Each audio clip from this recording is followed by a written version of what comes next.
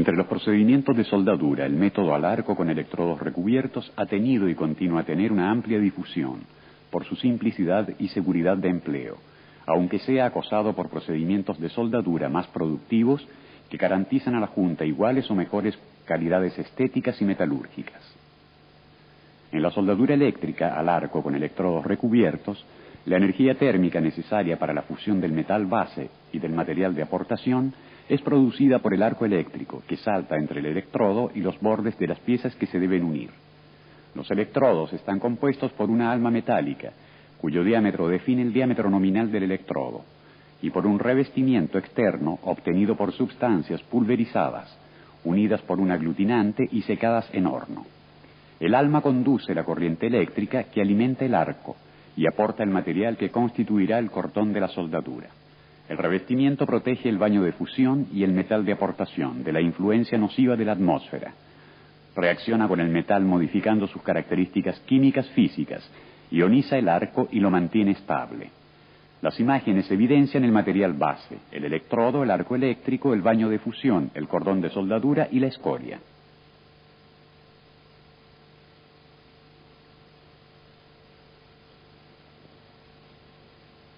Los equipos de soldadura son el elemento fundamental de la instalación.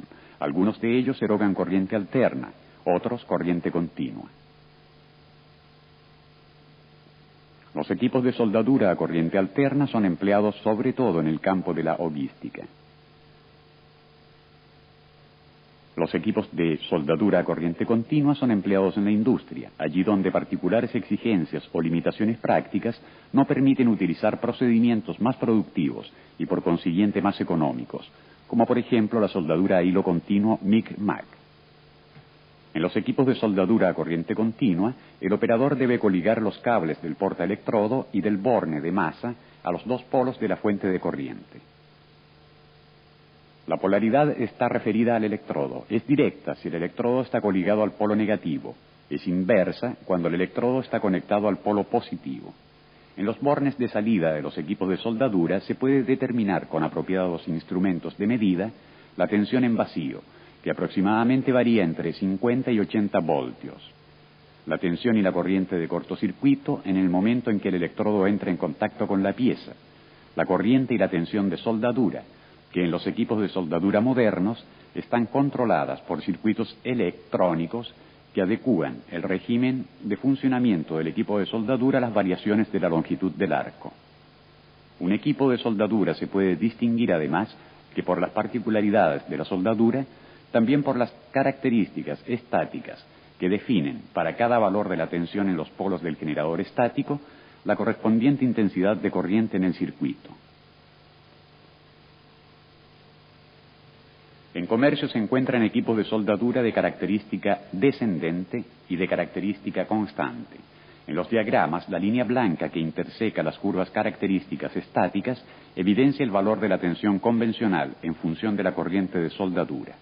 En la soldadura con electrodos recubiertos, el valor de la tensión convencional en función de la intensidad de la corriente de soldadura está dado por la relación experimental.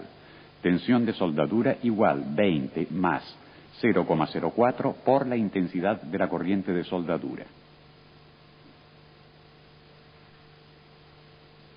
En los equipos de soldadura de característica descendente, con la variación de la longitud del arco cambia sea el valor de la tensión que de la intensidad de corriente. En los equipos de soldadura de característica constante, un circuito electrónico mantiene constante el valor de la intensidad de la corriente con la variación de la longitud del arco. Con los instrumentos que aparecen en sobreimpresión, se puede establecer la constancia de la corriente y la compensación automática de la tensión.